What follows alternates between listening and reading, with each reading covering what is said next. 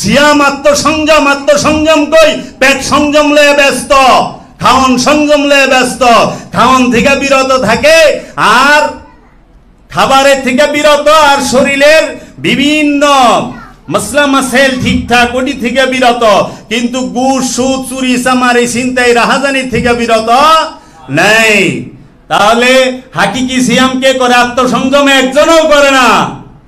দেহ সংযম দেওয়া বোঝায়, দেহ সংযমও করতে হইব, তার আগে আত্মসংযম। কারণ আত্মসংযম হইলে দেহ এমনি সংযম হয়ে যায়, ওইটার স্পেশাল ভাবে এটাই কানন লাগে না।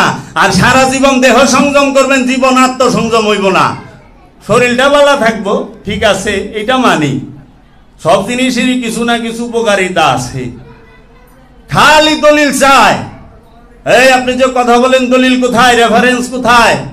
এক আল্লামা সাহেব, সে জ্ঞানের জাহাজ, তো বিদ্যার জাহাজ না, কইতেছে আপনি যে কথা বলছেন এটার দলিল দেন। তা আমি কইলাম যে হুজুর দলিল তো দিমু, তার আগে একটা কথা শুনে।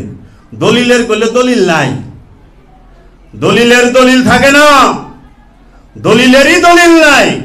কারণ দলিল যেখানে শেষ ওইখানে সত্য ঘাড়ায় রয়েছে। সত্যের দলিল লাগে না, সত্য নিজেই প্রকাশ। সূর্যের দলিল লাগবে না, সূর্যের দলিল লাগে না।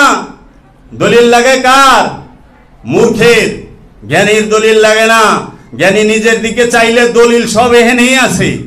দলিল দেয় আপনারা আটকাইবার লেগা দলিল চায়, শিখানের লেগা না, জানানের লেগা না। আপনি দলিল দেখাইলে কি শুধরায় না?